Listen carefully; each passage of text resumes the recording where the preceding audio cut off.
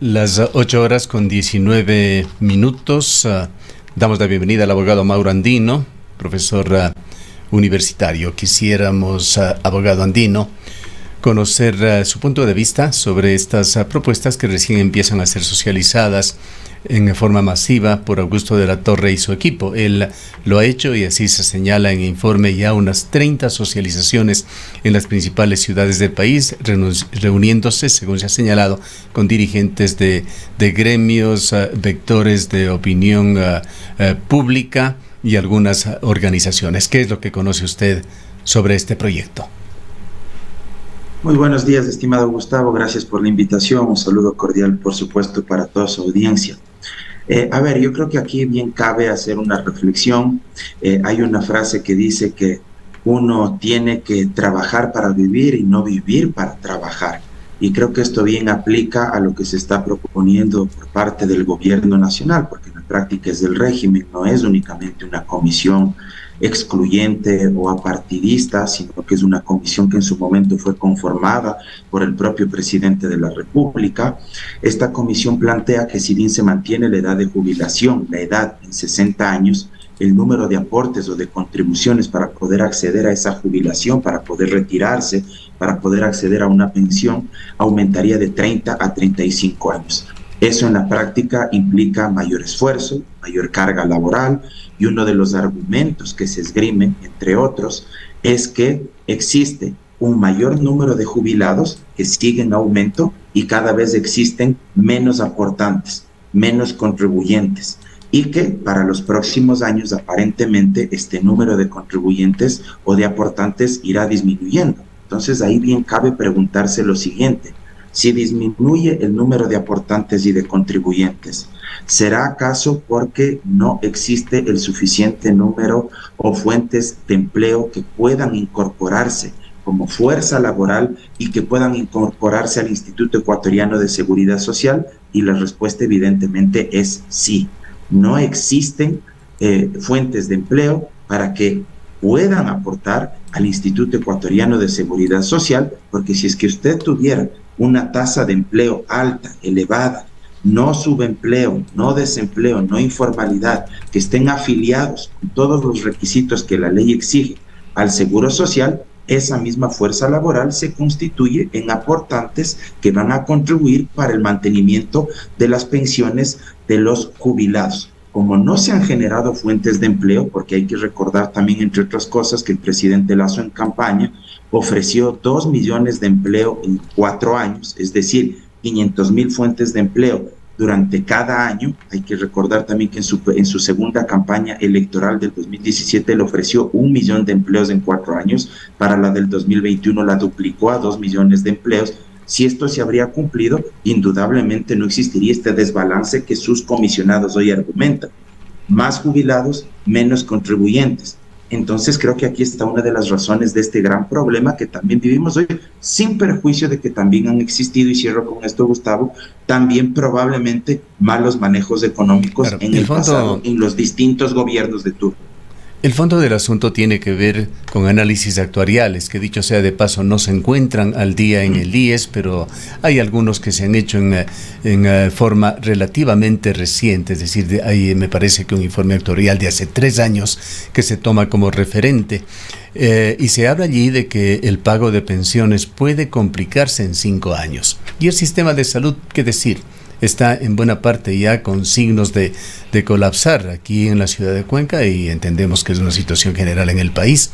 Para conseguir un turno para laboratorio para un médico en el IES hay que esperar entre 4, 6, 8 semanas o incluso más por un especialista, y esa no es la forma en la que debe funcionar un sistema de salud. Entonces, lo que se propone, según Augusto de la Torre, es una serie de reformas. Me parece que hay reformas a 8 grandes temas, consensos, que tienen que ver exclusivamente con el sistema de pensiones. No tocan el sistema de salud, y lo que proponen es justamente dar viabilidad, sustentabilidad al Instituto Ecuatoriano de Seguridad Social, al sistema de pensiones concretamente.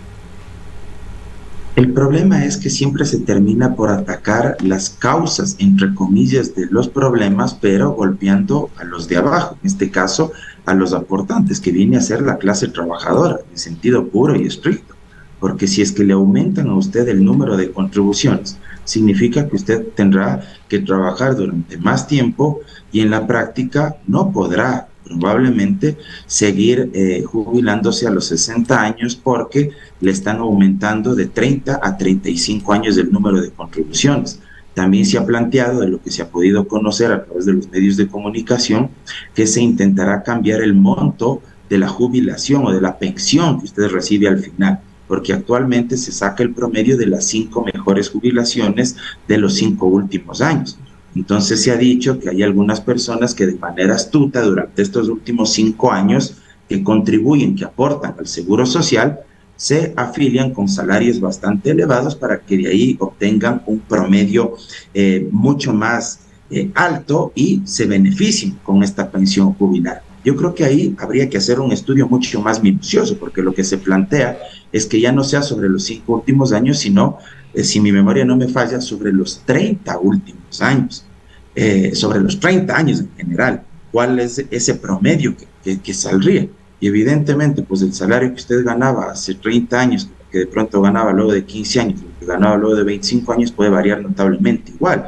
Entonces, creo que se debería hacer un estudio muy minucioso, sobre todo para identificar quiénes son efectivamente los aportantes o los afiliados que sí utilizan este tipo de tretas. No digo que no pueda pasar. Cierto es que existen contribuyentes o aportantes afiliados que pueden aprovecharse de esta figura legal actualmente, se afilian con buenos sueldos los últimos 5 años para que tengan un buen promedio y salgan con esa pensión. Pero creo que no todos los casos son iguales. Entonces, creo que habría que hacer un estudio, una investigación pormenorizada, eso le debería corresponder al IES para no perjudicar en general a todos los trabajadores o poner en el mismo saco a todos, como si todos los trabajadores fueran los que intentan aprovecharse los últimos 5 años de sus aportes para obtener supuestamente un beneficio que no les corresponde. Y me parece que también es importante analizar o discutir al menos, y esto tal vez es un tema sensible que voy a plantear, más decir que no estaba del todo preparado para hablar sobre este tema, pero el tema del sistema de salud. Creo que hay países donde el sistema de salud está por fuera de la seguridad social. No estoy planteando que esto se deba pasar a manos privadas, ni mucho menos, pero, por ejemplo, se debería discutir si es que el sistema de salud o el fondo de salud se traslada al Ministerio de Salud Pública para que éste esté concentrado, esté organizado y que no tengamos dos sistemas paralelos dentro de la misma red o dentro del mismo sistema de salud pública. Por un lado, el Ministerio de Salud y por otra parte, el Instituto Ecuatoriano de Seguridad Social. Creo que esto se lo debería discutir y probablemente sea un tema que haya que ponerlo sobre la mesa para poder dar justamente un mejor servicio en materia de salud pública. Por un lado a los afiliados, pero de otra parte también a los usuarios que acceden a la red pública de salud en nuestro país. Otro de los temas, abogado Andino, muy buenos días, que ha preocupado a algunas personas es en el momento en el que entren en vigencia estas reformas, en caso de que sean aceptadas por el gobierno nacional, y habría que ver qué proceso va a seguir, si irá vía decreto ley, podría ir a través de un decreto ley o deberán esperar a la nueva Asamblea Nacional. Sin embargo, hay personas que les falta 1 año, 2 años, 3 años quizás para jubilarse, se verían perjudicadas con estas reformas. Lo que ha dicho la comisión es que esto se aplicaría para las generaciones venideras, es decir, para aquellos que ingresen al Instituto Ecuatoriano de Seguridad Social como aportantes, como afiliados, a partir de la vigencia de estas reformas, y que algunas de estas se implementarían de manera progresiva. Eso, aquí también me parece que vale la pena hay una progresión en el tiempo en lo que proponen. Exactamente, Gustavo, pero aquí también me parece una reflexión importante que deberíamos hacer. ¿A quiénes afectaría? Como lo acabo de decir, a las futuras generaciones o a la futura fuerza laboral que se incorpore al mercado del trabajo en nuestro país. Esto también podría ser parte de una estrategia política. No perjudico actualmente a los que reciben las pensiones jubilares, pero perjudico a la gente más joven, a los que en unos años se incorporen a ese mercado laboral. ¿Y por qué digo que podría ser parte también de una estrategia política? Porque probablemente ellos estén desmovilizados. Hay mucha gente joven incluso todos tenemos alguien cercano en la familia que entre más joven es, menos le preocupa el seguro social, porque uno a veces ve la vejez muy lejana. A veces uno ve el tema de la jubilación como algo casi que nunca va a llegar. Y entre más pasa el tiempo, uno va entendiendo el significado y el sentido y la importancia que tiene acceder a una pensión. Se trae un punto popular. Muy bueno, abogado Andino, porque la situación laboral de Ecuador no es clara. El día de ayer con un destacado economista de aquí, Rodrigo Mendieta, que usted debe conocerlo, hablábamos de estos temas, de ese índice de desocupación en el país del 3,2%, un índice que no dice nada sobre la realidad del país cuando hay un 65% de subocupación. En realidad, con estos temas del IES, sobre lo único que se está regulando es sobre ese privilegiado, digámoslo así, 30%, 32% aproximadamente de trabajadores que tienen una relación laboral formal en todo el sentido. Y ahí usted toca otro tema muy importante, Gustavo. ¿Qué hacer, por ejemplo, si es que usted tiene un número de afiliados que no soporta, que no aguanta, que no le da sustentabilidad al fondo de pensiones porque hay más jubilados, menos aportantes? Un tema que también se debería precautelar es cómo garantizamos, entre otras cosas, a través de las inspecciones que hace el IES, que los empleadores que tienen trabajadores bajo relación de dependencia, pero que no lo regularizan, que no lo legalizan, que no les afilian al Instituto de Seguridad Social, efectivamente cumplan con ello, porque caso contrario estarían incluso cometiendo una contravención de carácter penal. O hay otros incluso que les afilian al Seguro Social, pero que luego caen en mora patronal porque se quedan con la contribución, es decir, con el descuento que le hacen al propio trabajador. Y luego el trabajador, cuando quiere acceder a los servicios, por ejemplo, de salud en el Instituto Ecuatoriano de Seguridad Social, se encuentra con la novedad de que su empleador, de que su patrono esté en mora, a pesar de que a él en su rol de pago sí se le hacía el descuento. Entonces creo que son un cúmulo de factores, reitero. Ahora, no con esto quiero decir tampoco que el Estado no ha cometido errores. En cuanto a la composición de la población, abogado Andino, lo usual es tener una composición piramidal, es decir, las personas de mayor edad deberían ser menos en la población en general y las de menor edad, los jóvenes, más. Pero en el IES se da una situación contraria. Van creciendo el número de jubilados, de personas a punto de jubilarse, y el ingreso al IES es cada vez menor en Ecuador. Los jóvenes de hoy en día, muchísimos optan por su carrera profesional con todos los beneficios y riesgos de ser emprendedores, y esa es la tónica general en la juventud. Además está por allí la falta de oportunidades reales en el país. Entonces, entendemos, es uno de los temas que trata de atacar Augusto de la Torre también con su equipo. Hay una situación universal que no es solamente del país, esta de que la población está cada vez más envejecida, que vive más tiempo, que existen menos trabajadores activos y formales para dar soporte a este sistema de salud. Es un tema que sí tiene que abordarse en Ecuador, discutirse, debatirse, llegar a soluciones. Absolutamente, y ahí regreso al punto inicial de esta conversación. Si es que cada vez hay menos número de aportantes, Gustavo, significa entonces que no estamos generando el suficiente número de plazas de trabajo. Recojo el propio dato que usted mencionaba, que otros economistas como Marco Flores también lo hacía público. Tenemos aproximadamente un 65% de la fuerza laboral de nuestro país, fuerza laboral que esté en condiciones de trabajar desempleada o en la informalidad. Entonces hay que atacar a ese núcleo. Alguien me diría, pero es que tampoco se puede garantizar todos los derechos laborales que actualmente existen, porque algunos sectores también se quejan de que en el Ecuador hay muchos candados o muchos beneficios para la clase trabajadora. Pero también hay estudios que demuestran que, por ejemplo, y cito incluso este momento al premio Nobel de Economía David Card del año pasado, que señalaba él, por ejemplo, que hay estudios, y él ganó el premio Nobel de Economía, demostrando que, por ejemplo, subir el salario básico unificado no necesariamente desincentiva el que se contrate más fuentes de empleo. Ahora, eso también pasa de otra parte por incentivos para las medianas y pequeñas empresas, que en términos porcentuales a nivel nacional son los que más fuentes de empleo generan. Aproximadamente más de un 80-85% de fuentes de empleo a nivel nacional son de los medianos y pequeños emprendimientos, Con esto no estoy diciendo que las grandes cadenas multinacionales o transnacionales no generen empleo, también generan, pero en el Ecuador, sobre todo las medianas y pequeñas pymes. Y si se quiere que ellas generen más fuentes de empleo, tienen que acceder a crédito con bajas tasas de interés, a refinanciamiento de estas, a acompañamiento, asesoramiento técnico para que se verifique que el crédito que se les otorga efectivamente lo están invirtiendo en su giro de negocio para expandir el mismo, y eso les permita contratar más trabajadores, producir más, vender más, y eso evidentemente genera un encadenamiento productivo y repercuta en materia económica y en materia laboral. Esto nos lleva, creo que son varios aspectos que se deberían discutir. Esto nos lleva al otro tema que queríamos tratar con usted, un tema coyuntural. Estamos en pleno proceso electoral extraoficial. Sin dejar el tema del IES, hay en definitiva unos 3 millones de afiliados activos al Instituto Ecuatoriano de Seguridad Social.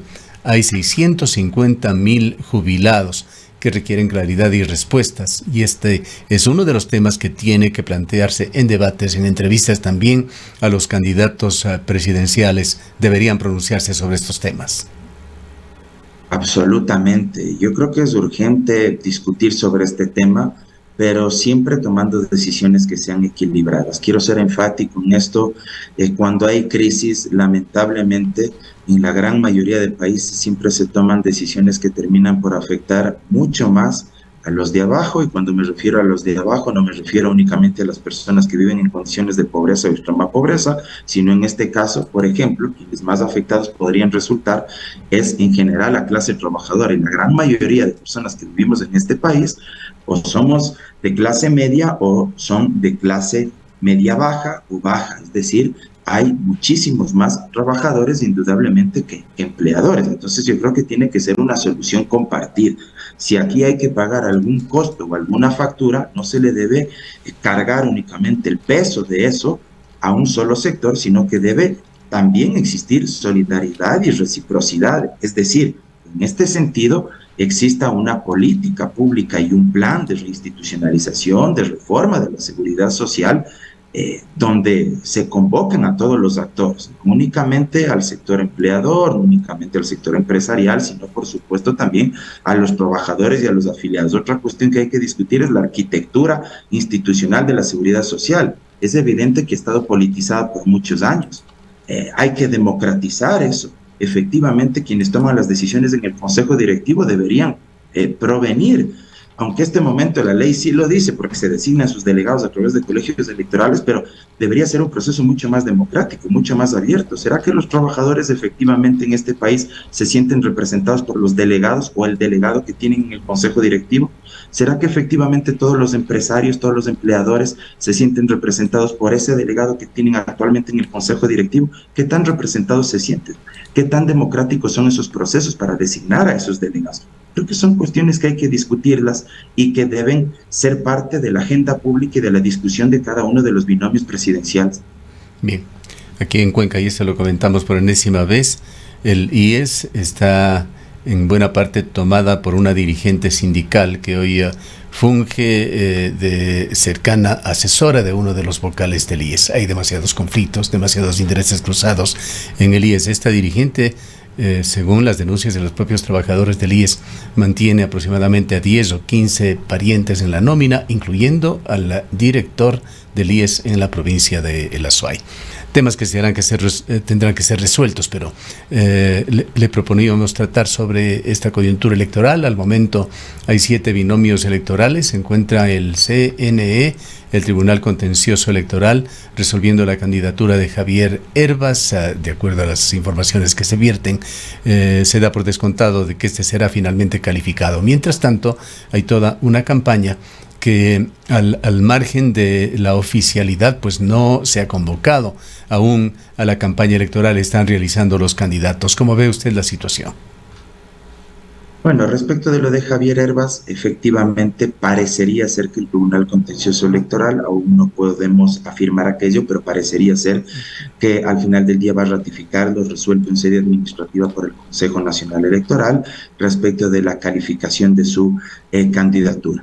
En caso de que esto fuera distinto y el Tribunal Contencioso Electoral resolviera no calificar y dar paso a esta objeción de la cual él ha sido sujeto. Creo que habría que analizar también ya desde el punto de vista político a dónde podrían migrar esos votos, es decir, qué candidaturas podrían verse beneficiadas de la participación o no de Javier Hervas, tanto si es que no se le permite participar como si es que se le permite participar, porque indudablemente un actor político que además tiene un capital político interesante, tal vez no el mismo de las elecciones del 2021, pero sigue siendo de alguna manera influyente, puede condicionar o moldear el tablero político.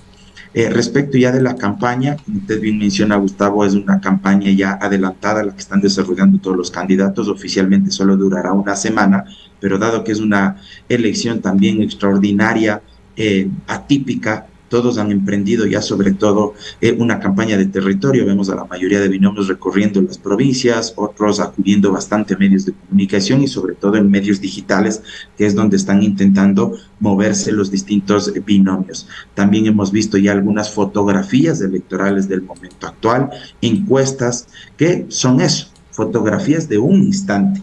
Alguien alguna vez me decía, las encuestas son como los buenos perfumes, es bueno olerlas, pero tampoco tragárselas o tomárselas. Aún faltan muchas semanas, cerca de 45 días para la primera vuelta electoral del 20 de agosto, y muchas cosas, muchas contingencias pueden pasar en el país y habrá que ver qué tipo de estrategia y de campaña van desarrollando cada uno de los actores.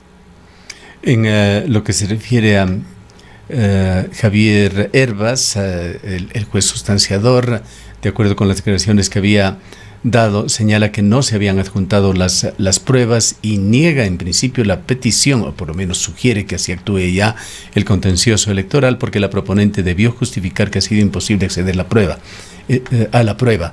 Esto es lo que lleva a pensar de que Javier Hervas finalmente será calificado. Es muy probable, Gustavo. No hay que olvidarse además que identificar y obtener pruebas contundentes respecto de si una persona tiene o no recursos, bienes, acciones en compañías ubicadas en paraísos fiscales es bastante complejo, porque como su nombre mismo lo dice, son paraísos fiscales, y el objetivo de un paraíso fiscal, ¿cuál es? Blindar, por sobre todas las cosas, la información de quienes son parte de una sociedad, de una compañía o de quienes tienen bienes en esos territorios, precisamente para evitar, entre otras cosas, que se acceda a esa información o para evadir el pago de responsabilidades en materia fiscal, en materia tributaria en sus países de origen. Si no, no fueran pues paraísos fiscales y evidentemente fueran países donde no les otorgarían este tipo de beneficios. Entonces es bien complicado. No con esto estoy afirmando que sí sea verdad o que no sea verdad la acusación en contra de Javier Hervas. Lo que digo es que es bien difícil obtener esa información, y parecería, ahí sí hago una crítica institucional, que ni el Consejo Nacional Electoral ni el Tribunal Contencioso Electoral tienen las herramientas institucionales suficientes para poder cooperar precisamente con otros países y obtener este tipo de información que les permita tomar una decisión o una resolución sobre la base de hechos probados, sino que simplemente pues los resuelven de manera muy superficial por las propias limitaciones que la legislación de esos países considerados paraísos fiscales impone, y también por la falta de acción o de herramientas institucionales que disponen nuestros órganos electorales. Bien, para culminar, ¿qué importancia le da usted a la campaña electoral oficial que quiso anticipar para el 4 de julio el Consejo Nacional Electoral, así como los debates que se preparan, uno en primera, otro en segunda vuelta?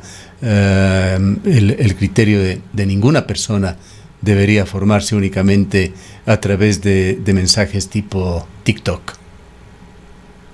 De acuerdísimo en esto, Gustavo, no puedo estar más a favor de su reflexión. Creo que el debate esta vez va a ser determinante, y me atrevo a decir que va a marcar al final del día muchas cuestiones para el 20 de agosto.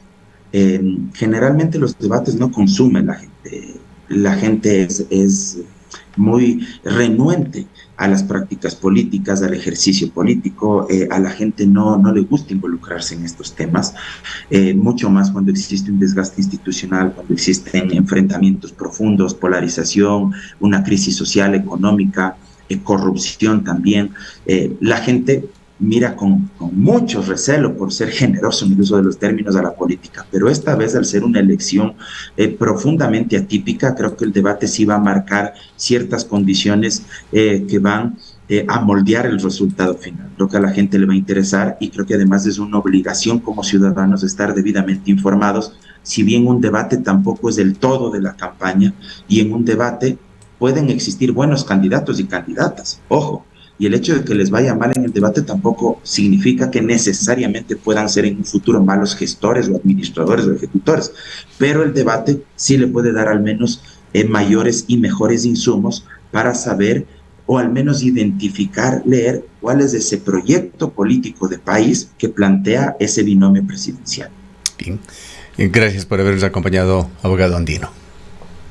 Muchas gracias a usted, estimado Gustavo, siempre a las órdenes. Un abrazo. El abogado Mauro Andino es académico de la Universidad Politécnica Salesiana. Son las 8:44 minutos.